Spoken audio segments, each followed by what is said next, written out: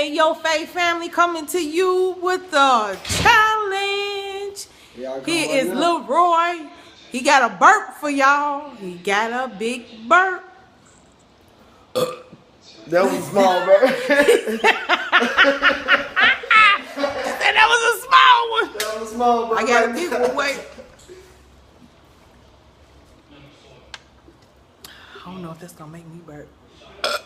Nope. I'll try it. He tried. That's the biggest burp I can do right there. He got it going on and he drinking natural ice. So y'all go burp to just his... a little bit. Just a little bit, not a lot. Just you a got a little bit. YouTube channel though? Yeah. Yeah. His YouTube channel is Lil Roy.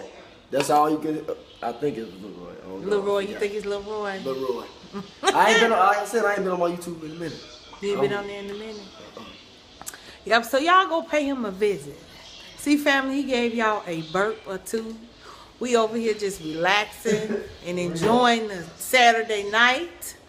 And I love y'all, and I'll be coming back to y'all soon. Yeah, I love the booze.